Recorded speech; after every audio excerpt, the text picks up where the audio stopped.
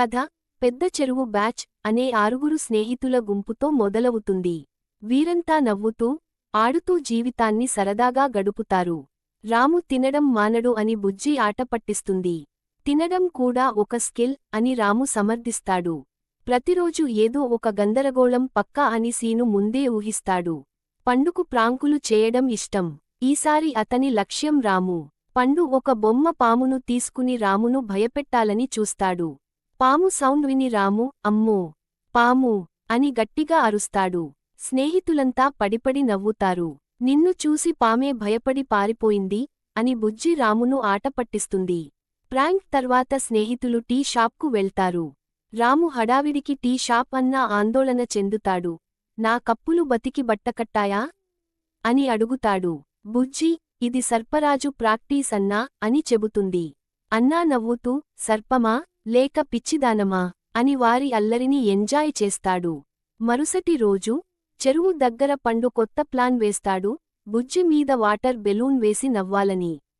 పండు బెలూన్ వేయగానే నీళ్లు చిమ్మడం, నవ్వులు పూయడం జరుగుతుంది. లల్లి, పండుకి ప్రాంక్ చేయడం ఒక వ్యసనం అయిపోయింది అని అంటుంది. ప్రతిరోజు ప్రాంకులు, అల్లరితో విసిగిపోయిన సీను, ఏదైనా మంచి పని చేద్దాం అని ప్రతిపాదిస్తాడు. గ్రామోత్సవం కోసం ఒక నాటకం వేద్దాం అనే ఐడియా వస్తుంది. హీరో, విలన్ ఎవరు అనే చర్చ మొదలవుతుంది. నేనే హీరో అని పండు అంటే, అయితే విలన్నీ కడుపు అని రాము నాటకం ప్రాక్టీస్ మొదలవుతుంది. కాని అంతా గందరగోళంగా మారుతుంది.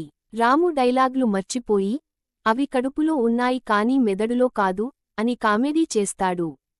పండు కాలు జారి కింద పడటం, లల్లి నవ్వు ఆపుకోలేకపోవడం జరుగుతుంది. బుజ్జి, మన కామెడీ ప్రాక్టీస్ మాత్రం సక్సెస్ అయింది అని అంటుంది. గ్రామోత్సవం రోజు వస్తుంది. ఊరంతా వెలుగులతో నిండిపోతుంది. పెద్ద చెరువు బ్యాచ్ స్టేజ్ మీదకు ఎక్కుతుంది. స్టేజ్ మీద కూడా రాముకు తినే ఆలోచనే. అయినా వారి నాటకం బాగా హిట్ అవుతుంది. నాటకం బాగా జరుగుతుండగా పండు దుస్తుల్లోంచి అనుకోకుండా ఒక ఎలుక బయటికి వస్తుంది. పండు భయంతో గంతులు వేస్తాడు. ప్రేక్షకులు దాన్ని నాటకంలో కామెడీ అనుకుని చప్పట్లు కొడతారు. సీను పరిస్థితిని చక్కదిద్దడానికి ప్రయత్నిస్తాడు. నాటకం విజయవంతంగా పూర్తవుతుంది. నాటకం తర్వాత ఊరి సర్పంచ్ వారిని అభినందిస్తారు. నాటకం తర్వాత ఊరి సర్పంచ్ వారిని అభినందిస్తారు. వారి స్నేహం, సరదా చూసి ఊరంతా మెచ్చుకుందని చెబుతారు. గ్రామోత్సవంలో ఉత్తమ ప్రదర్శనకు పెద్ద చెరువు బ్యాచ్ కు ట్రోఫీని అందజేస్తారు. అందరూ సంతోషపడతారు.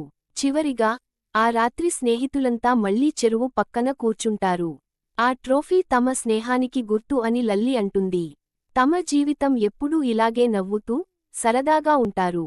ముగింపు: స్నేహం అంటే నవ్వులు, ఆటలు, చిన్న చిన్న తగాదాలు, ఆప్యాయత. పెద్ద చెరువు బ్యాచ్ స్నేహం ఎప్పటికీ ముగియని పెద్ద చెరువు బ్యాచ్ స్నేహం ఎప్పటికీ ముగియని ఒక అందమైన ప్రయాణం.